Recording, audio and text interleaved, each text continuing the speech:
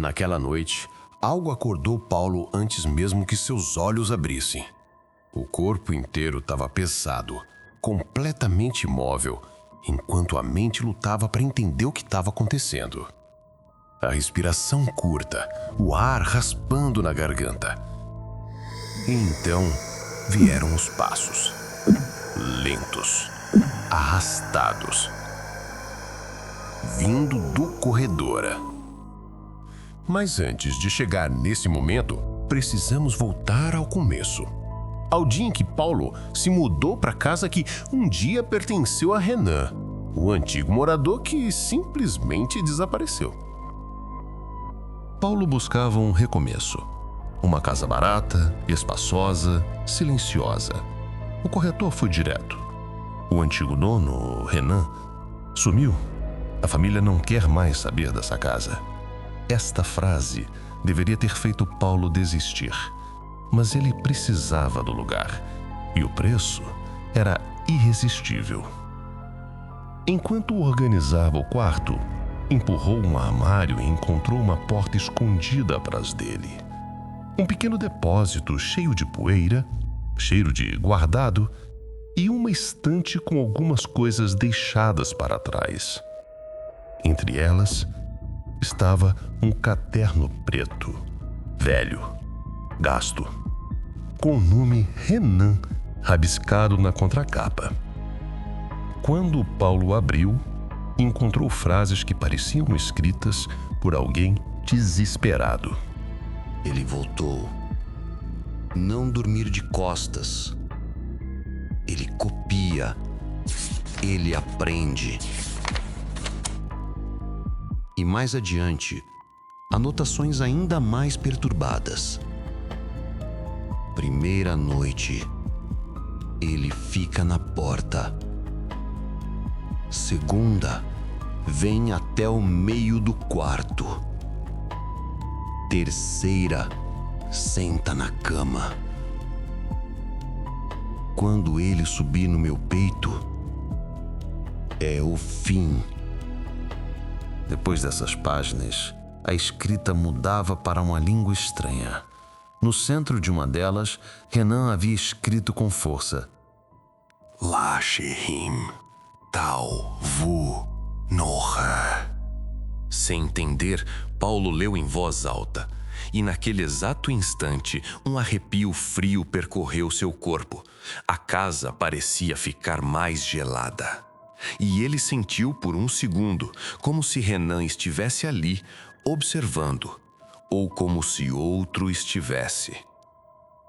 Paulo se virou. Nada. Mas algo tinha mudado. Na primeira noite, às 2h17 da manhã, um estalo seco ecoou pelo corredor. Paulo abriu os olhos. O coração acelerou. Ele tentou se acalmar, mas antes de dormir de novo, viu uma sombra parada no canto do quarto. Um contorno humano, imóvel, observando. Quando piscou, sumiu. Paulo tentou se convencer de que era apenas a casa velha pregando peças. Até a paralisia começar. Ele acordou sem se mexer, olhos abertos, corpo travado. Respiração curta, sofrida. Na porta, a mesma sombra da noite anterior, parada, do mesmo jeito que Renan havia notado no caderno. Paulo tentou gritar. Nada. Tentou mover um dedo. Nada. A figura ficou ali até tudo apagar. No dia seguinte, Paulo voltou ao caderno. Renan havia anotado tudo nos mínimos detalhes. Na primeira noite, ele só observa. Na segunda, ele se aproxima. Paulo não queria acreditar, mas a segunda noite veio assim mesmo, e a sombra estava no meio do quarto. A presença parecia mais forte, mais consciente, como se já conhecesse Paulo. como se soubesse que ele estava acordado por dentro, mesmo preso. O quarto ficou pesado, o ar ficou denso. A sombra avançou num único movimento, desaparecendo da frente da cama, e o colchão afundou ao lado de Paulo como se alguém tivesse sentado ali. A cabeça dele virou sozinha, como se mãos invisíveis a segurassem. E um rosto cinzento, de olhos completamente negros, apareceu ao lado da cama. A boca da criatura se abriu devagar. Voltei. Tudo apagou. No dia seguinte, Paulo encontrou marcas vermelhas no peito, 2, como dedos pressionando. Agora não dava mais para negar o que estava acontecendo. A terceira noite foi ainda pior. Paulo tentou dormir sentado, luz acesa, música. Nada funcionou. Quando acordou travado, sentiu o colchão afundar de novo. A criatura estava ao lado da cama. Uma força invisível esmagou a cabeça de Paulo contra o travesseiro. O pescoço estalou, o ar sumiu. Um zumbido terrível tomou os ouvidos. Lacherim, Talvu, Nura. As palavras que Paulo tinha lido, as palavras que Renan dizia serem a chave para acordar ele. Paulo sentiu tudo girar. A visão começou a escurecer pelas bordas, como se o corpo estivesse desligando. E apagou. Depois disso, Paulo já não sabia o que era sonho, paralisia ou realidade. Ele parecia cada vez mais fraco, mais drenado, até que veio a noite final. Paulo tentou resistir, mas acabou dormindo. E, quando abriu os olhos, o pior já tinha acontecido. A criatura estava sobre o peito dele, observando. Calma, como se estivesse avaliando se o corpo de Paulo já estava pronto. A voz, agora firme, disse: Você me chamou.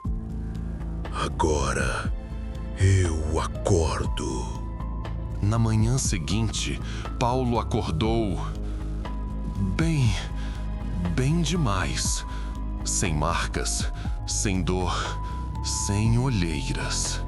Parecia descansado, mas havia algo estranho em seu movimento. Como se cada gesto fosse ensaiado. Como se estivesse se acostumando ao próprio corpo. Como se estivesse usando um corpo novo.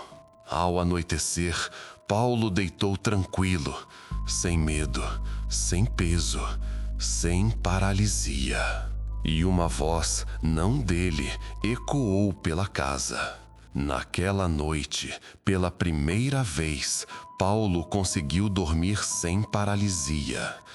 Pelo menos, é isso que ele acha. Porque, se você prestar atenção, foi a criatura que finalmente conseguiu acordar no lugar dele. E agora, como Renan antes dele, Paulo também está lá, em pé, na porta do quarto, esperando o próximo inquilino ler as palavras proibidas, esperando o próximo corpo. E aí, ainda vai dormir tranquilo hoje? Se essa história te arrepia só de lembrar, deixa o like, se inscreve e comenta aí embaixo. Você teria coragem de passar uma noite nessa casa?